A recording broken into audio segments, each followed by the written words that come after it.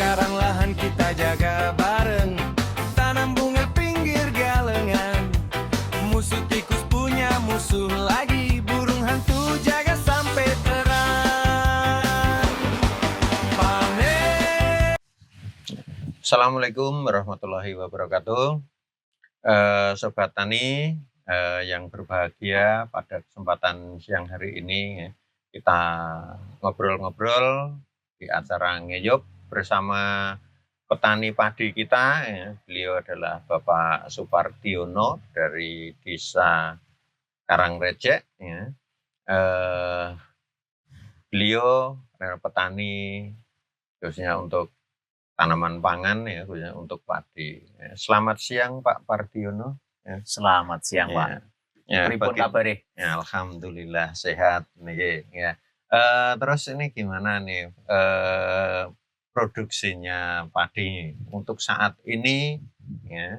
Ini kan sudah mulai panen ya. Bagaimana? Ada kendala atau memang produksinya saat ini terkendala apa? Mungkin dari awal ya, yang bisa kita bahas pada acara Ngeyup pada siang hari ini. Ya Alhamdulillah Pak, kalau saya itu kan sudah selesai panen. Alhamdulillah tahun ini ada peningkatan lah. Ada peningkatan. Ada peningkatan. Ya. Kebetulan yang kita tanam itu kan hibrida, varietas hibrida. Oh, varietas hibrida. Ya. Terus untuk pengenangan tahun ini pemberian nutrisi kita beda Pak. Karena ada beberapa informasi dari beberapa teman itu, karena kita selain tanaman padi kita juga nanam bawang merah. Ada beberapa saran dari beberapa petani itu, padi itu jika digarap seperti diberi nutrisi seperti bawang merah nanti hasilnya akan lebih. Nah itu ternyata benar Pak. Dari 1000 meter itu saya dapat, itu kan lahan saya 1400, itu saya dapat 28. Jadi 1000 meter ya sekitar 18 karung. 18 karung dengan bobot sekitar rata-rata 42 kilo. Jadi 1000 meter dapat berapa kilo gabah kering itu? Itu sudah siap giling, Pak. Udah siap giling. Ya, biasanya 1000 meter paling saya dapat 12, 13. Luar biasa. Ini ada peningkatan 4 karung, tapi kita garap seperti kita garap bawang merah. Mulai dari nutrisi kita pakai Ultradap, nanti pas mulai mau bunting kita pakai MKP, setelah bunganya rontok kita pakai kalium tinggi, seperti itu Pak. Tapi ini mumpung ketemu Pak, saya mau nanya, ini ada beberapa saudara kan di Pak Lek saya di dekat pesisir sana itu kan karena lahan tak ada hujan ya, itu gagal panen Pak. Serangannya uret itu. Uret, oh ya lundi. Nah, kemarin itu kan di sini itu kan banyak pudul itu Pak. Meskipun pudul di Gunung Kidul dikonsumsi, tapi juga uretnya masih banyak. Oh iya. Nah itu nanti kemarin kan nanya ke saya, bagaimana itu cara nangani uret itu? Nah, saya kan nggak tahu Pak. Nah itu bagaimana solusinya? Mumpung ketemu Bapak ini, jarang-jarang ketemu. Oh iya, siap ya. Sebenarnya ya untuk uret ya, uret itu kan siklus hidupnya panjang. Jadi dari telur sampai dewasa itu kan butuh waktu sekitar 1 tahun. 1 tahun. Nah untuk penanganannya itu memang kita juga harus tahu siklus hidup itu dari hama uret itu sendiri. Nah kapan dewasanya, kapan bertelurnya, kapan menjadi uretnya, bertahan sampai serangannya, itu nanti sampai menjadi dewasa kembali. Nah, itu kan ada waktu-waktu tertentu, ya, di mana waktu-waktu itulah yang saat yang tepat dalam kita melakukan pengendalian. Ya. Nah, salah satunya uret, ya, itu kan diawali dari putul atau imagonya dari uret itu terputul. Ya. Putul muncul, ya, itu ketika tanaman padi, ya, itu masih kecil. Ya, kalau di zona selatan, ya, itu kan tanam padinya sistem ngawu-awu, ya, sistem ngawu-awu atau sistem tanam pada saat tabur benih langsung pada saat musim penghujan tiba. Nah, pada saat itulah, ya, hama uret itu akan muncul. Ya. Ya, munculnya itu dalam bentuk imago atau putul. Nah, pada saat itulah kesempatan pertama kali untuk melakukan pengendalian dengan cara pengendalian di imagonya. Sebelum putul itu bertelur, itu kita tangkap. Nah, cara penangkapannya, jadi kalau di zona selatan, zona utara, zona tengah, itu sebenarnya sudah banyak, ya, petani-petani itu yang memanfaatkan putul, ya, itu dimanfaatkan, dikonsumsi, ya, katanya itu rasanya juga enak, ya. Katanya, saya sendiri juga belum pernah merasakan, ya. Memang enak, Pak. Iya, tapi kebetulan, ya, itu petani-petani kita yang sering, ya, melakukan mencari putul dengan cara menyuluh, ya, itu yang disuluh atau yang diambil itu bukan putul yang nantinya menjadi uret pada tanaman padi. Oh, itu beda Pak? Iya, jelas beda. Ya. Karena putul yang sering kita tangkap, yang dikonsumsi, itu gede-gede. Ya, gede-gede. Jadi kalau yang putul, khususnya untuk yang di tanaman padi, itu kecil. Jadi sebesar biji kacang tanah. Hanya sebesar itu. Kalau yang sering ditangkap itu kan agak besar. Ya, ya. Itu, ya, khususnya untuk yang putul yang nantinya menjadi hama di padi, ya, itu tidak terbang. Ya, tidak terbang. Jadi posisinya itu di lahan itu, ya, di situ terus. Makanya di lahan-lahan pertanian yang ada serangan uretnya atau lundi, ya, itu lokasinya ya itu saja, ya. Jadi tidak berkembang, tidak menyebar, ya. Tapi lambat laun karena tidak pernah dilakukan pengendalian, biasanya kalau petani-petani kita, ya, melihat tanamannya keserang uret, itu terus ngelokro. Dia nggak mau ke ladang, ya. Terus ya istilahnya pasrah. Ya. Nah, itu sebenarnya ya kesalahan fatal karena tanpa dilakukan pengendalian, ya, itu tetap itu akan bertahan dari tahun ke tahun dan semakin lama itu penyebarannya juga akan semakin melebar. Kalau awalnya itu hanya sekitar 2 meter persegi, ya, itu nanti dalam jangka waktu 5 tahun ke depan mungkin 1 petak bisa habis. Oh, jadi kalau putul atau uret itu yang di padi itu dia enggak berpindah ya, Pak? Enggak berpindah. Oh, berarti kalau pas musim keluar, pas tanaman padi mulai tumbuh itu, iya. Berarti kalau kita cari putul di situ atau kalau lahannya luas, kita semprot pakai insektisida di situ, itu lebih efektif ya, Pak? Iya. Tapi menurut saya untuk insektisida, ya, itu efektivitasnya kurang. Ya. Kenapa? Ya.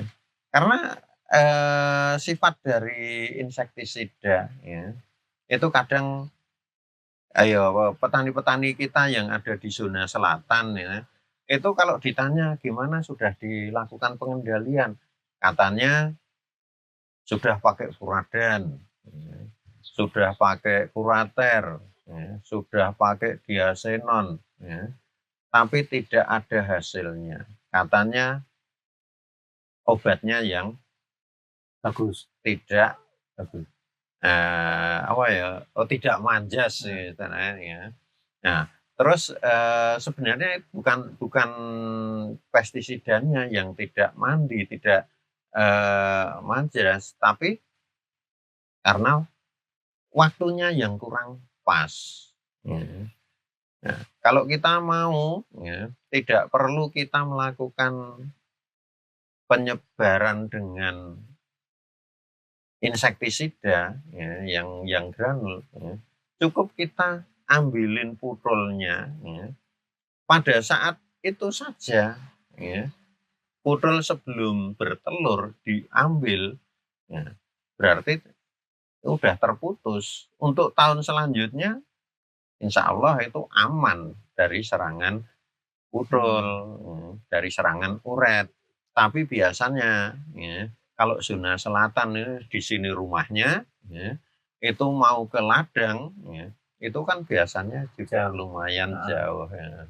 Nah, untuk itu saya sarankan ya, yang paling efektif memang di suluh putrulnya. Ya. Seandainya tidak, ya, itu kan kita juga punya trik-trik yang lain. Ya.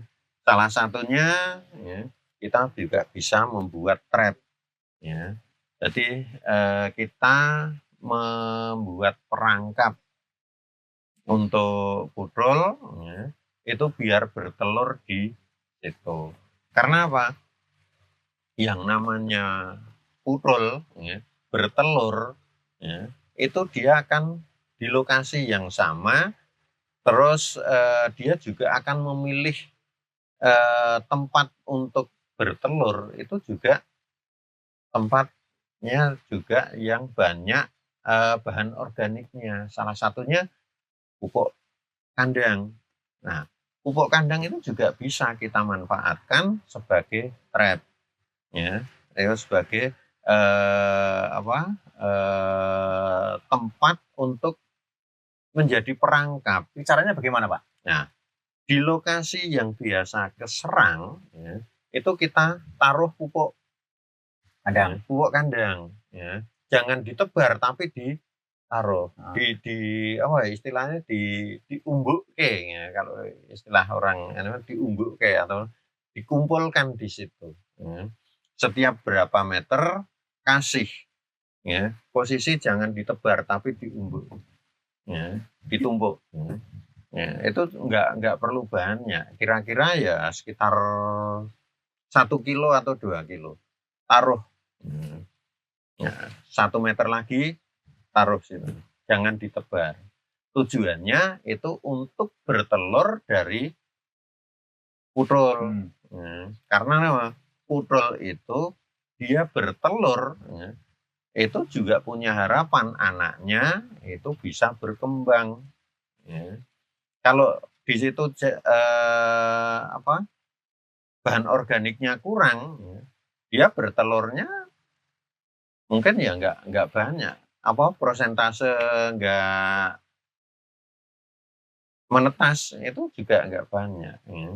Tapi kalau di situ memang banyak sumber makanan bagi uret, ya, uret yang masih kecil, yang masih karena uret itu sebelum dia menyerang ke akar padi, ya, itu yang dimakan adalah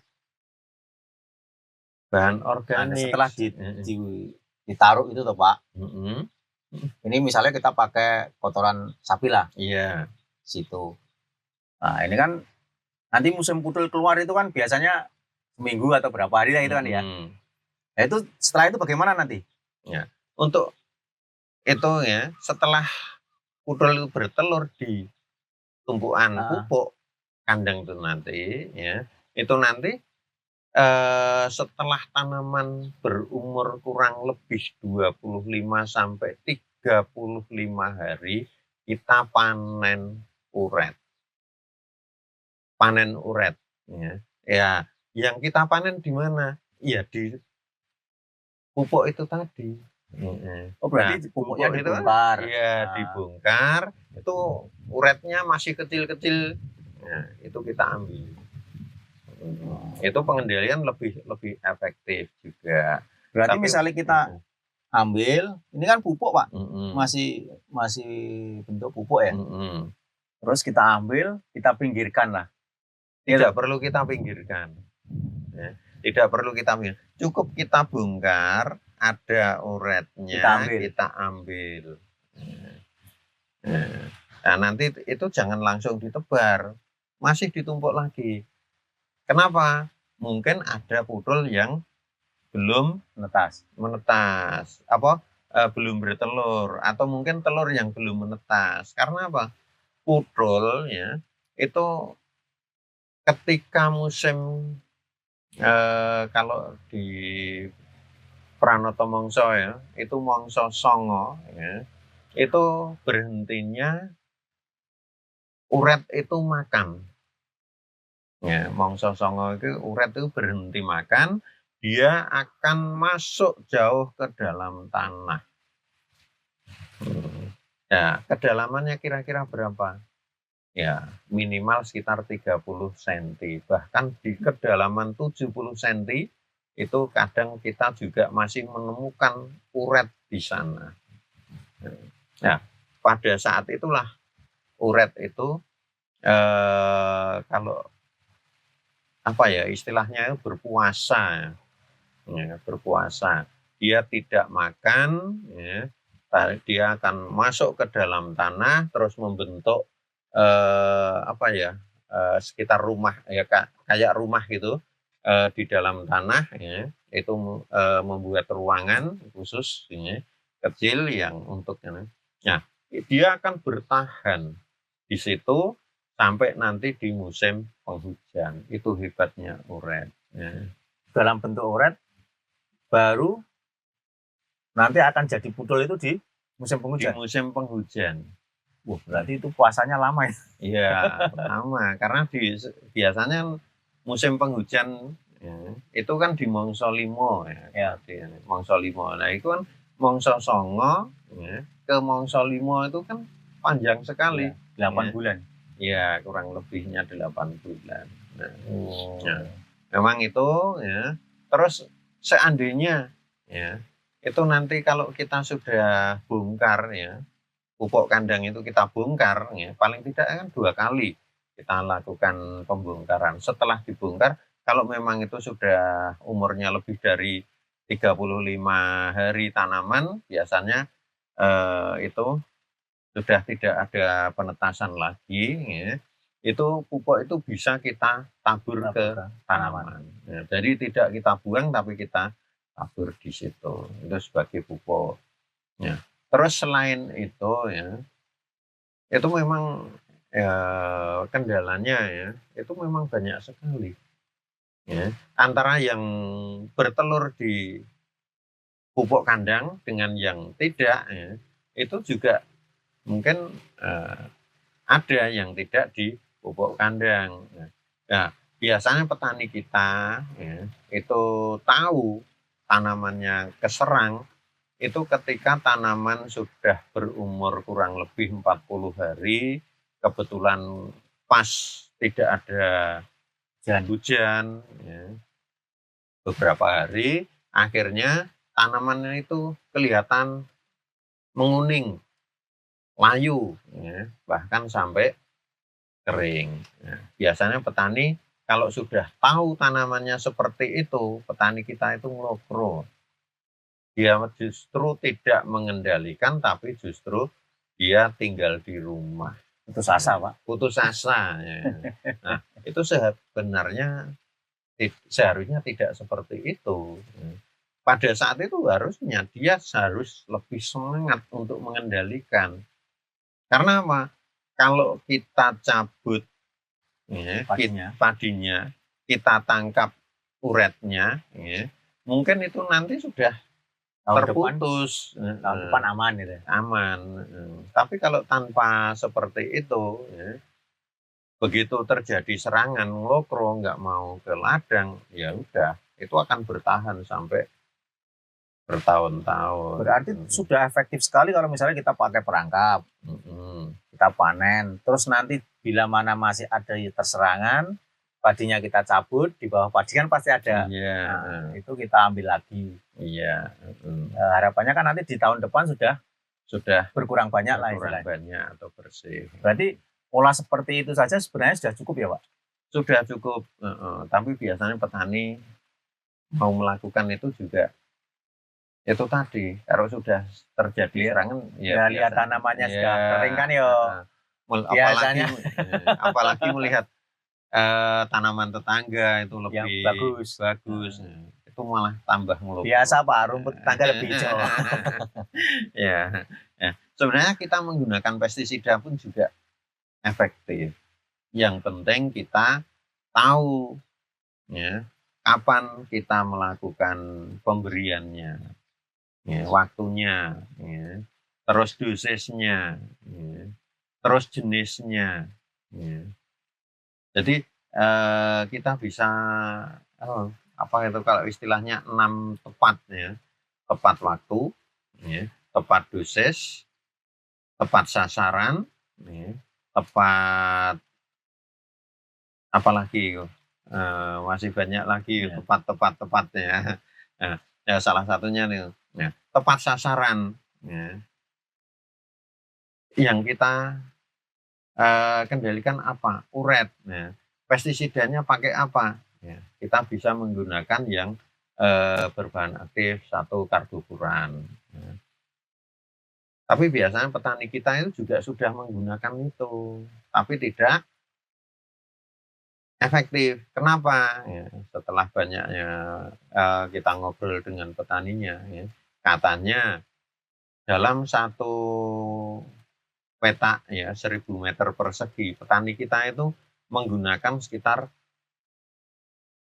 2-4 kilo. Kenapa kok tidak mati? Ya, karena yang pertama itu karena untuk luasan 1000 meter, ya, dia menggunakan karbofuran 4 kilo, ya, itu ditabur merata dalam 1000 meter. Padahal yang kita butuhkan, yang kita kendalikan itu hanya spot-spot. Karena uret itu akan muncul, itu hanya spot-spot. Dalam 1 petak itu nggak keseluruhannya gitu loh. Jadi hanya spot di sini, spot di sana, spot di, dan itu dari tahun ke tahun itu nggak berubah. Posisinya hanya di situ-situ terus. Tapi petani kita biasanya dikebiah-uyah istilahnya. Karena biasanya tidak mau gagal, Pak. Khawatir nanti menyebar. Itu sebenarnya hal yang salah. Nah, ibaratnya kita itu punya minuman, ya, 1 ceret, ya, terus kita punya gula 1 sendok, ya. Padahal kalau biar rasanya manis, ya, teh kita itu manis, ya, minuman kita itu manis, itu kan kita hanya butuh gelas, ya. Gula taruh di gelas, ya, kasih air, ya. Kalau gula ditaruh di ceret, kalau gulanya yang ditaruh di dalam ceret itu, ya, kita ngambil 1 gelas rasanya juga hambar. Iya Pak, nanti saya sampaikan ke Pak Lek saya yang di pesisir sana. Oh, ya. Mudah-mudahan ini bermanfaat Pak. Ya. Tapi sebenarnya masih ada kok yang teknologi pestisida. Ya. Kita bisa memanfaatkan pestisida yang sifatnya sistemik. Itu seperti apa Pak? Ya yang biasa dispray di daun seperti yang berbahan aktif demihipo atau itu kan pestisida itu kan sifatnya sistemik. Jadi ketika pestisida itu dispray di daun, ya, itu otomatis dia akan terserap masuk ke dalam jaringan tanaman sampai di ujung akar. Ya. Nah, cuman ini waktunya itu juga harus tepat. Jadi begitu melihat tanaman sudah mulai layu, ya, karena ada serangan uret, saat itu juga harus kita lakukan penyepraian. Jangan sampai tanaman itu mati. Ya. Kalau tanaman sudah mati baru kita spray, percuma, karena uret sudah pindah ke tanaman yang lain. Ya. Tapi begitu mulai layu, ada indikasi di situ ada uret, ya, lakukan aja spray di daun. Otomatis itu nanti akan masuk ke dalam jaringan sampai ke akar, akar dimakan uretnya yang mati. Tapi itu jurus terakhir ya Pak? Jurus terakhir, tapi biasanya jurus terakhir itu jurus andalan.